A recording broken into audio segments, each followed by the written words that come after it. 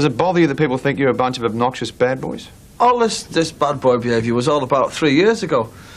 So we got, I mean, when we used to proper f***ing wreck things, man, it was total destruction. But we've grown up now since then. It's just mild trashing now. I don't care what people think about me. And I'll tell you what, I don't care what people think about me.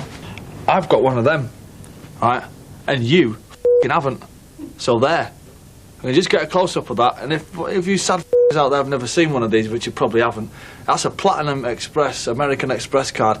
That can buy you the aeroplanes that we get thrown off. Until you've actually thrown a television set out of a window, you don't even know the feeling the sense of joy that brings. I'm telling you kids, man, if you're depressed, buy yourself a television, get the nearest f***ing hotel, open a window, throw it in the car park. It's done. That's your best cure for depression. F*** the drugs and all that, go see the doctor. Tell them Dr. Noel told you. By the way, if anybody's watching from a hotel that we're about to check into, I was joking on that last statement there. Welcome, Noel Gallagher. Hello. Hey, Noel, how are you going? I'm going all right. I'm precariously perched above the Thames here, as you can see. I know. Is this an album that you still love, that you still hold in high regard 10 years on? I'd say it's my favourite album because of the memories that it brings back to me when I listen to it or when I hear it on the radio and stuff. It's the album that made us famous, and it's the one that I wrote before I was famous, so it's probably the most pure example of my songwriting abilities. You said that it wasn't about trying to impress anybody with your lyrical prowess, it was all about shagging, drinking and taking drugs. In that order. So you must take a lot of pride in your work, though. I take a lot of pride in drinking and shagging, yeah. I know enough about rock and roll history to know when I've heard a good song, and I knew that 90% of the songs on that album were great, and I knew that if somebody gave us the chance to put that record out, once that record came out, everything would follow with it. So I wasn't freaked out by fame or wealth or success or anything like that. I was kind of like, you know, bring it on, you know, more of it, please. I mean, I guess you guys were also too renowned for your outrageous antics at the time. I mean, there was being banned for climbing on Stonehenge, being thrown off Dutch ferries and banned from airlines. And granted, a lot of that was Liam, and you said at the time it was something that you weren't necessarily proud of. But I'm actually interested to know, well, like, when you would get home, what would your mother think of these antics when she read about it in the paper or in the press? Well, the good thing about the press is you can always kind of convince your mum that it's all lies. Pictures. Yeah. You can say, well, they've airbrushed my head on top of that. That's not me, obviously. Yeah, it annoys me when they refuse to talk about the songs that I spent fucking 6 months of the year writing. That annoys me.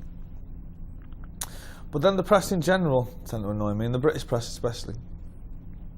The British press, if they'll do anything not to write about the band and its music, because they generally don't know fuck all about music and the people who make it, and they don't understand the people who make it. So they write about what colour socks you're wearing, or who you're supposed to be dating, and where you're supposed to be going out at night to drink and eat and all that shit. That annoys me. But nobody writes about the creative side of what we do and the beauty that we've created. It's all about, you know, the drugs and the fucking drinking and all that shit. It just gets annoying because it's not relevant to the music, you know. We're not like Syd Barrett or John Lennon, where we need to take drugs to get to a certain, you know, the music is separate from all that stuff. Whereas I listen back to all of the lyrics off Be Here Now, and they're just fucking awful, you know, to be honest. I don't know a lot if everyone would agree with that. I don't give a shit if everybody agrees with it or not. You know, I wrote them, so... You're not happy then? So, I don't know. Do I surprise myself, or would I have to say no?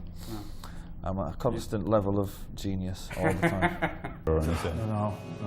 You know, I can do what I do. I only played lead in Oasis because no one else could do it, and Bonehead was bald, and that would have been fucking preposterous. But the last great route, there must be times when you spark, right? Yeah. Okay. And it's great because she's from Edinburgh in Scotland, and they kind of posh. But when she blows, she gets really Scottish, which I find hilarious. She gets a bit like Rabsy Nesbitt, or it all goes a bit Braveheart in the kitchen. It's just like, wow, you're gonna pull the dagger out now, are you? There's been a few people on the radio recently talking about how nice I am, and I keep finding out saying, what? Yeah, don't say I'm lovely and sweet. Yeah. I don't need like that. He's not. I thought, yeah, because I'm not. No. You know what I mean? I was like, no, you really are. And I go, no, I'm not. I'm not any of those things. And then but I always felt that my destiny was in the music business somehow. And then I got a job as a roadie completely by chance. And I thought, oh, this is it then. And I loved it.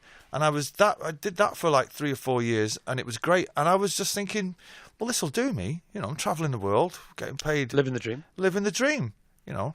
And then I remember calling home one afternoon and saying to me, "Oh, how's Liam?" And she said, "Oh, he's rehearsing." I was like, "What?"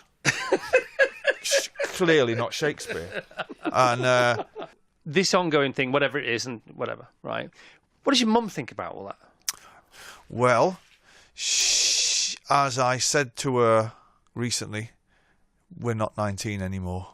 So we're I'm in my 50s. He's nearly 50. So why don't you just go make a cup of tea? Does she have a word, though? Does she have a word? No, but you know what Irish mums are like? They'll kind of furiously not take sides. And if they can, pretend it's not happening. Right. You know, so we don't talk about it. Take off her glasses and put them down and go, how are you, Noreen? How are you? And I'm like, I'm good, Mum. How are you? Oh, it's lovely to see you. Well, I know. We don't talk about it. Good. No, I'm not from a family of great drivers. My dad was a driver, and he might have invented road rage. And I remember sitting in the back of cars thinking, this doesn't seem like it's a lot of fun.